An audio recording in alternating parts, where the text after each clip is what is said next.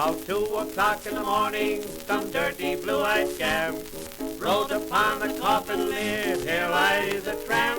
They stopped the clock so Mrs. Murphy could not tell the time. And at the 3:15, should have told her it was 9. Now the whole dang gang got merry, sure they didn't care a red if Mrs. Murphy or the whole dang gang was dead. Of all the tricks I ever saw, they made me shiver with fear. They took the ice right off the corpse and placed it on the bier. Well, that's how they show their respect to Paddy Murphy. That's how they show their honor and their pride. They said it was a sin and a shame, and they winked at one another. Everything in the wake comes when the night Pat Murphy died. Hello, my name is Ian, and today we're talking about Peter Narváez's Tricks and Fun, Subversive Pleasures at Newfoundland Wakes. Peter was a mentor of mine. He was a blues musician, not that he mentored me in blues music, but he was really interested in the intersections of folklore and popular culture, and he was a natural fit when I was interested in studying stand-up. And he was an all-around wonderful person. And this is one of his, a really interesting work that he did about this. It sounds at first a strange phenomenon, and because there's somewhat of a paradox between the solemnity with which we typically treat death, and then the overwhelming anecdotal evidence, both in the archives at the Memorial University of Newfoundland, but also in the lived experience of people he was actually able to interview for this, about the wake, that event where the body would, after death, the body would sit, would be laid out and would be attended in a house for a number of days until it was time for the actual religious festival of the funeral, and the body was interred somewhere. In that intervening time, again, a time of great solemnity, you would imagine that everyone would be very solemn and dour, while precisely the opposite happened, he says, with a few qualifications. While it was as much an occasion for fun, it was as much an occasion for celebration as it was for commemoration and mourning. Now, when he's talking about this, he's talking about the community coming together during this rite of passage. So, first of all, he introduces the concept that there were exceptions. If this was a death that was clearly tragic and unexpected, the death of a child, the death by sort of a brutal accident of someone who was sort of before their time, that was didn't present itself with that opportunity for solemnity, for frivolity. Those were typically solemn occasions. But if it was more of the funerals that happened, someone at the end of life, someone who sort of passed away, as it were, and again, not that any death is not a tragedy, but it didn't have that sort of seismic unfolding in terms of this is not the way that the world should happen. His time has come and now he is leaving us, or she is leaving us. It becomes this, that is the sort of occasions. And secondly, it is about the community, isn't about the family. Peter notices this. Gerald Pocius in his work in Newfoundland has noticed this. Kieran Walsh has noticed this in terms of the various rooms that how the house is divided in during the rite of passage of the wake, that the family itself is going through this period of mourning, and that the tricks and fun, the subversive pleasures that take place are typically taking place in the evening. That the family. Let me take a step back. So as the body is laid out, it's a period until the funeral. And more or less the entire community, because we're talking very small communities here, the entire community kind of shuts down for this period of time. People aren't necessarily going out on the boats. The family is clearly going through the mourning that is appropriate for at that time. The group gets together, collectively, the community gets together, and those are the times when, again, with things that you might be familiar with if you have had either immediate loved ones pass away, or conversely, you are part of a community that does this. People are bringing in food. People are taking care of the young children that are not necessarily yet old enough to understand the grieving process. People are taking care of animals, taking care of sort of the responsibilities that a household might have, so the family can grieve. And the family will grieve and be taken care of by the community. And they'll also go to bed. They will, you should sleep. It's been hard, you should go to sleep. And don't worry, we are here. And we are here in terms of guarding the body, safeguarding the body. And the body is typically laid out in the front room, in the front parlor, the same room that is the appropriate place for certain forms of display. It is fundamentally a sacred space. When Gerald Pocius wrote about the hooked rugs, he talked about how there were two different design categories of hooked rugs in Newfoundland, and that the ones that were geometric, the ones that were much more common from house to house, and the ones that were sort of passed down. And really the ones that were more easily constructed because they were more geometric. They didn't necessarily require a remarkable amount of artistry in order to do. They required skill, but not necessarily an artistic bent. Those were the ones that were utilitarian. Those were done in the kitchen space. And those are the ones, and the kitchen is where the community gathers together. The front room, the parlor, which is usually only saved for special occasions anyway, saved for visits from the priest or the merchant, or during times of wakes. That was where, and that's where the family pictures were displayed. That's where basically the stage that you wish to present your best foot forward. That was sort of a sacred space. That's where the fancy rugs are, and that's where the body is laid out. So during the wakes, the community is gathered in the kitchen by the fire, by the teapot, by where the liquor is stored, and so on. Where by the food, because food is an integral part of this as well. The tricking that happens, the playing with the body, which is a little bit strange. I'll talk about that in a second. The playing with the body is about going in from this profane space, this everyday space, this normal space, into the sacred. So the argument is why. The question he's asking is why does one do this? And there are nice sort of revivalist aspects of it, which are, they're useful, but they are hardly exhaustive. He cites O'Houlivan's work in Ireland and there's work in the wakes with the idea that this is basically a holdover from Celtic traditions. That there's this idea of trying to placate the body, placate the dead. That the dead are sort of jealous of the living, jealous of the life that they are no longer going to get to live, jealous of the riches they are no longer able to partake in, and also the idea that their property is no longer theirs, and so there's a kind of propitiating of the body. They're taking care of the body, assuring the body it's fine. Placating is the word that is used. And that's fine. The other argument is that this is actually a holdover from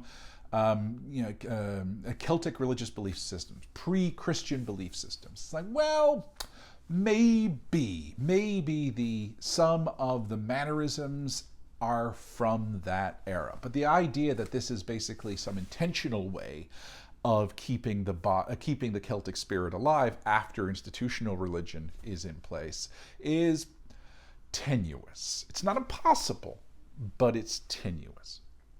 The other aspect is that it is sort of a fiercely counter-hegemonic. With the hegemon, the idea that specifically the Catholic Church, but also the merchantocracy and also basically all the institutions wish one to have it this way,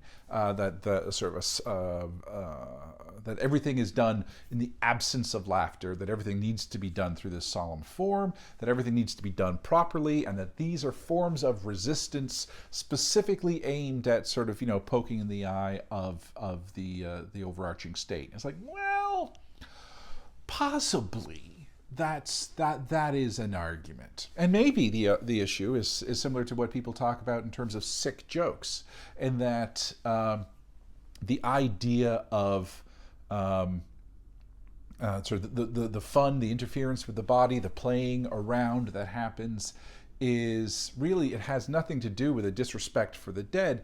It has to do precisely with pushing back against the imposition of feeling. That this is how you are meant to feel at this time. And so because this is how you're meant to feel at this time, there is this thrust to act the opposite. That might be an argument as well. But one of the things that Peter basically focuses on is the sort of self-evident one, that there are two things that are happening. One is that it is fun. That fun doesn't necessarily need its own validation, because fun is fun. That he brings in the terms of like the difference between plaisir and jouissance. And plaisir is kind of a contemplative pleasure, but it is very spiritually minded. It is very sort of austere in its sense of pleasure. It's like, oh, this is quite delightful, and sort of beholding the form. Well, jouissance is more embedded, it's more embodied, and it's much more lived sense of joy. And that doing something that is fun because it is fun. And you really, it's tautological, but you can't break into that tautology. But it also means it's also sort of vaguely incontestable. Especially, and well, it's not incontestable. It's incontestable if you merely disapprove. If like this is not appropriate, then it's like, well, I don't know what to tell you. But it's like, But it allows for a certain amount of vagueness. For one thing, I keep on talking about the interference with the body, but the pleasures, the tricks, the practical jokes that happen during this, they typically are not directed to the body as victim.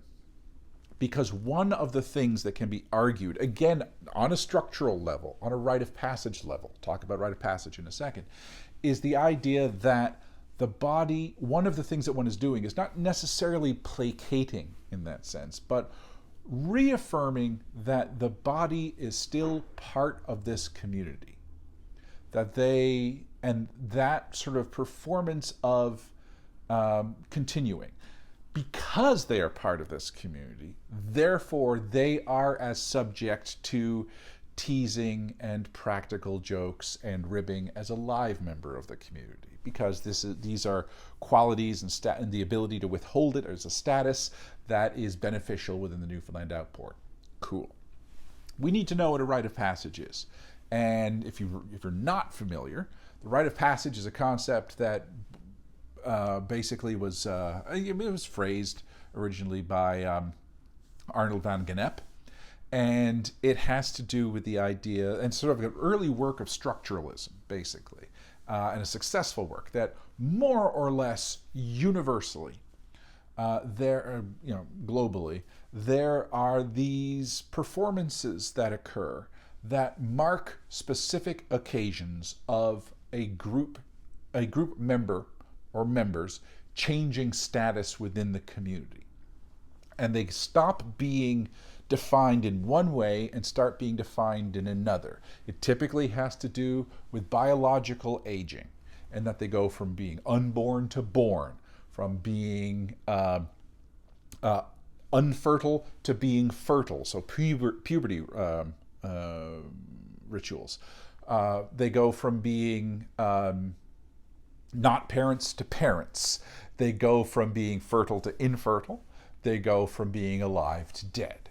And you can make a whole bunch of different different passages in that. And as they move from one stage to another, they have one set of rights and responsibilities dropped and a new set of rights and responsibilities taken up. And as such, the group recognizes this shift in your status, and they do so in ceremonial ways.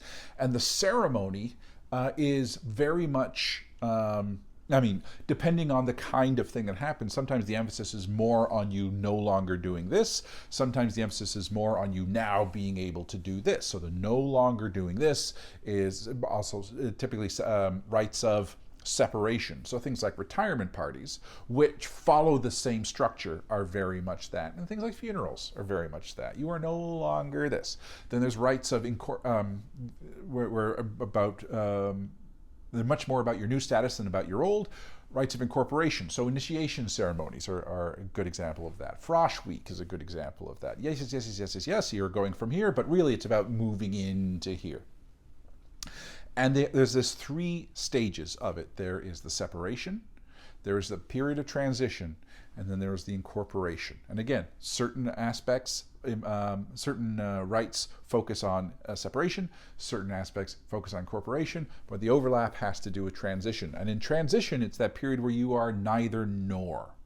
And in that neither nor situation, you are no longer, let's just take sort of puberty rituals, you are no longer a child, nor are you yet an adult. You are betwixt and between, to use Victor Turner, who built on Van Genep's model.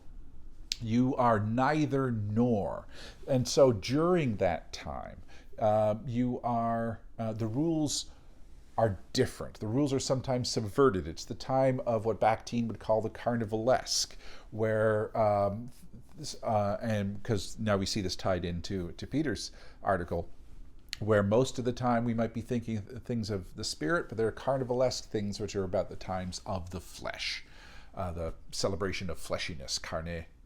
Carnival is the farewell to flesh. Carnival. When you think about the classic example is a wedding, sort of the typical heteronormative patriarchal Western wedding, where you have this literal movement, through space up the aisle, accompanied by your prior status, part of your father's household, and then you are abandoned at the altar. And you've yet to be joined to your husband's household, and at this sacred space you are neither nor. You are neither daughter nor are you yet wife, and that's when they actually ask you whether you wish to participate in this. It's blessed by the holy person, and then you are transitioned away from the sacred space down the aisle, back to the profane space of outside, and that is separation, transition, and incorporation from one status or one household, one place to another. So in the wake, you have this status of between being dead, between your body dying, and your body no longer being with us in terms of it being interred. You are in this in betwixt and between. You are both alive and dead at the same time. And it's this momentary transition. And so the different set of rules apply. It is a sacred time. It can also be a profoundly profane time as well. And one of the points that he makes is that these opportunities, these moments, actually erupt in, and this is where it becomes sort of that sort of, you can bring back that counter-hegemonic argument, that it shatters that clean distinction between sacred and profane. It shatters that clean distinction between proper and improper. It shatters that clear distinction between body and spirit, because it is this moment of being negotiated where both grief and joy can happen at the same time. So then there's these practical purposes that, as I said, in a small community, the group, the family goes into mourning, the group gathers and collectively takes care and sits with the body and does these things not necessarily in a way of placating the dead, but because that is what you do.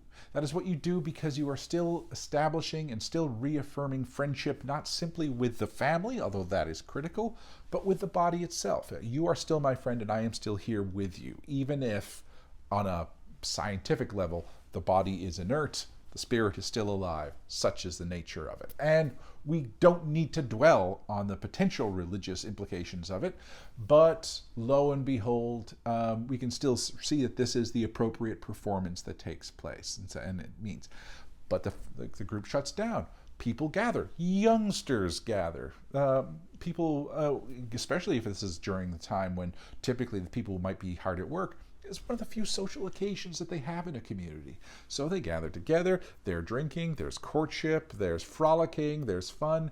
It is a social occasion that tears itself out of the flow of everyday talk, of everyday commitments, I should say. And so it is considered appropriate. There's nothing inappropriate about it. Now, that doesn't mean, the fact that inappropriate things take place is not subsequently framed as inappropriate, I should say. It is all about sort of these points of subversion. And we know because they become the form of anecdotes. They become the basis of memory. They become conversational fodder for the next time. They become storied. We have songs. Finnegan's Wake, The Night Pat Murphy Died, all these sort of things that are about the fun that takes place. And they are pleasurable because they are naughty. They have not really ever spilled out, or they don't spill out into shattering the social contract itself. Rather, they are all about testing that social contract precisely to reaffirm it. And so issues of taste, issues of appropriateness, they are pushed, but they are not breached. And it's that pushing, it's that breaching that is the basis of them. So when we think about folklore as performance, and this is clearly performative. We don't have a text here. We have action. We only really have action. And what texts we have are texts that are based on reminiscences of these actions. But we have a lived experience where we know how to behave, and one of the ways we know how to behave is to not behave, and to not behave in particular ways. And it is seen as appropriate for this time. It is seen as whatever disrespect is actually seen as respectful, in the same way that teasing is a respectful thing to do for your intimates, because it is a sign that your bond can withstand these customary breaches of derision, that they're not severing.